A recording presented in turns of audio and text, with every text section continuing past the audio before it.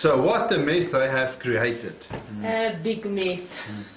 Goes back as 1835. Amazing. Kan nie dink die ouens het daai sulke fyn uitgewerkte planne gehad nie. Well, this thing is ancient. Dis van die begin. This is ancient. Dis This comes plan. Dis vyandse plan. as far as I'm concerned, it's always been with us. Since the fall of man, Yes, it's been there. Yes, Mama knows there for all the time. And we don't recognize it. We see it. Yeah, he's the author of We it. hide behind it. Yeah, for sure. Now, the American Republic will endure. Listen to this, and this applies to the South African Republic. The American Republic will endure until the day Congress discovers that it can bribe the people with the public's money. The public with the public's money. And this is what's happening. We are having this recycling. You've got people that, as long as their self-interest is taken care of, they couldn't care less. You know what? We are all interconnected, unfortunately. Yeah. So what you do to someone else is going to rebound on you very soon, unless you wake up. The principle, you can't stop it from working. Today, approximately 57% of the US government budget is spent on direct payments to American citizens, or it's money that is spent on behalf of individual American citizens. The same thing is happening now in South Africa. They're talking already about the tenderpreneurs.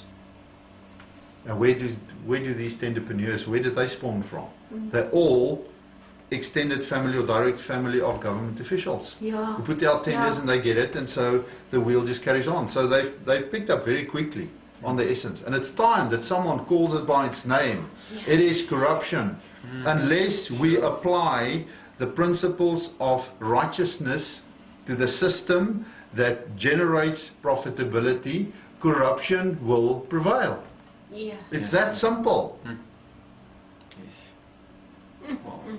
But we are too keen to complain and sit but we're prepared to watch rugby. We're prepared to watch 12, 13 hours of television over a week, but we are not prepared to spend a single hour on our own finances and the fact that your government is representative. You are the government. You do have the power of attorney to settle these matters. Don't expect someone else to do it on your behalf. Yeah. That's a big problem, really. Want other people to do sort of things out. Yeah. Because now further it says for decades the Congress critters have been bribing the American people. And it's happening in South Africa now as we speak as well. And each other.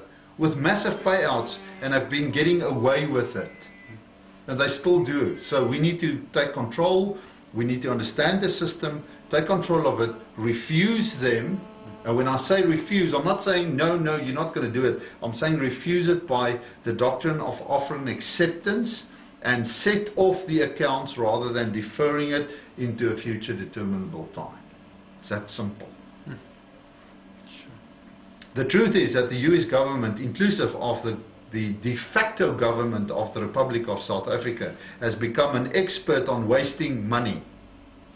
Most of the folks or the people populating Congress are so incompetent that they should not even be hired to mop the floors of a Dairy Queen. And yet they control how trillions of our tax dollars are spent. Now while we're at that, what is $1 trillion? How can you determine, can you put out $1 trillion in front of me? How long is it going to take to count out $1 trillion? Whoa, quite a long time. $1 trillion is not $1 trillion in a mathematical sense. It's an indication as far as I'm concerned, and I'm stand to be corrected, but until such time, that's my assertion. Is that $1 trillion simply refers to a venue. You start with a municipal venue, then a provincial, then with a national, then with international, and the last one, from the billions to the trillions, is the venue between the central banks and the single World Bank, the IMF, or what the objective is. And that's our last discussion, the IMF strategy, how they're going to look at it. So consider that again. It's not about tangible, you can count out $1 trillion and there you are. It's going to take you too long. Even if you start right now, how long is it going to get you to count to $1 trillion? Yeah. It'll take quite some time. It's not going to happen. No. So $1 trillion is not a value. It's a venue. It's like you've been revenued. You've been revenued from the private into a republic. Now you're back in the public. You've got a legal entity and you act on behalf of another legal entity in the public. That's a venue. And your birth certificate started with somewhere with 1 million, as far as I'm concerned. So millions, then 100 millions, then 1 billion, then 1 trillion. It's simply showing where you're dealing with. If someone says to me, I've done a $1 billion deal, all it says to me, it's international. That's all it tells me. The zero will tell you where it is. Exactly.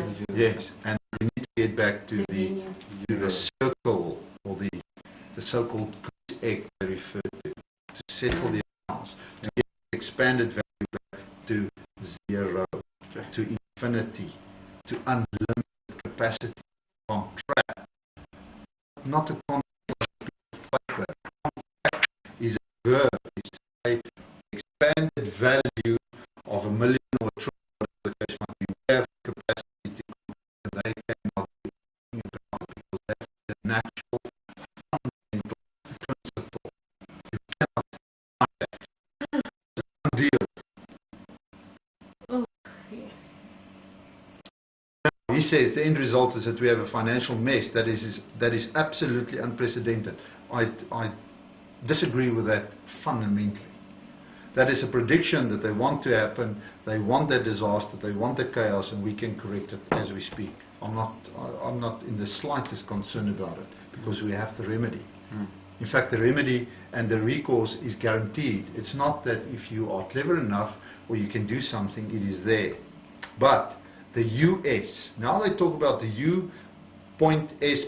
That's the United States Corporation, not the United States with the people. This refers to the US. The United States Corporation financial system is doomed. So will it be. It is doomed. Because there is a new awakening.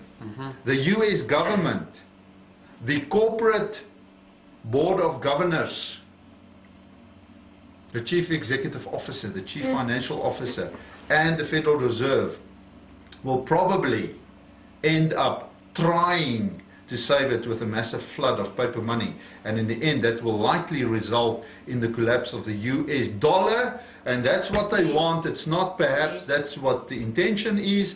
And hyperinflation, because that's the only way, if you escalate things out of control with hyperinflation, that people will say, for goodness sakes, do something. And then they're going to come with a solution and say, and this is what we're going to discuss now. Incidentally, we have that in chronological fashion. But hopefully all of that is still a while away yet. Go back to sleep, stay under your hypnosis, just stay, watch the TV, don't worry. It will go away.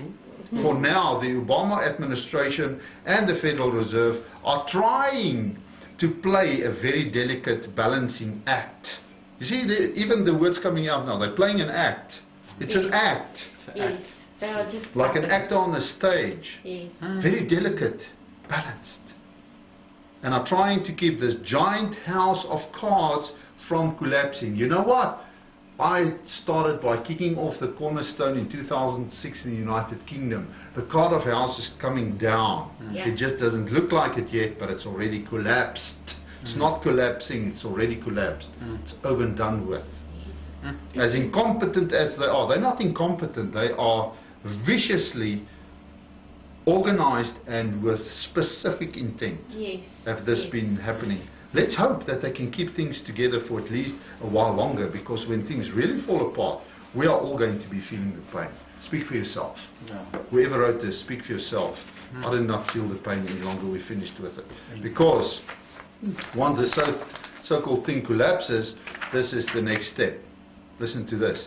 New IMF strategy document charts launch of Bancor global currency. You drop the dollar, you drop the yuan, you drop the yen, you drop the UK sterling pound, you drop the rand, and they come in on a white horse and say, don't you worry. We've got the new global currency, which is called the Bancor. Here it is. Highlights potential resistance, in brackets, on road from a monumental shift towards acceptance of globalism will make it possible in the short term. So they've got a short term, medium and long term plan, and the plan at this point is not to to relinquish this. They want to see what we're going to do, whether we in the short term are going to accept this. And I'm saying the only thing that I'm going to accept is the bills they send us to settle the account. To throw it back to them and say, this is not an apple, that's a potato, thank you very much, you deal with it, thank you. And it's hot potato, so best you deal with it speedily. The IMF blueprint, authored by Riza Moghadam, director of the IMF Strategy, Policy and Review Department, has stayed under the radar for 3 months. Why did you stay under the radar for 3 months? Why would you stay under the radar for 3 months? However, an article on the Financial Times blog Alphaville entitled IMF Blueprint for Global Currency, yes really, today highlights the document and the clear strategy of the global financial body. In the eyes of the IMF at least, the best way to ensure the stability of the international monetary system, there comes the trillion again, post-crisis, after we've gone the crisis, is actually launching a global currency. Isabella Kaminska notes. And that, the IMF says, as if the IMF can speak like a human being, is largely because sovereigns, as they stand, cannot be trusted to redistribute surplus reserves or battle their deficits themselves. Not now, not even sovereigns can be trusted to settle their own affairs. Well, I've got news for you. You're on the southern tip of Africa, that's exactly what we are going to do. A chart within the document, innocuously titled Reserve Accumulation and International Monetary Stability, presents a stepping stone system towards a fully fledged global currency. And it's a PDF link, and it can be drawn from prisonplanet.tv, and this article was written by Steve Watson of Infowars.net. If you don't believe me, it was written on Wednesday the 4th of August 2010. Sure.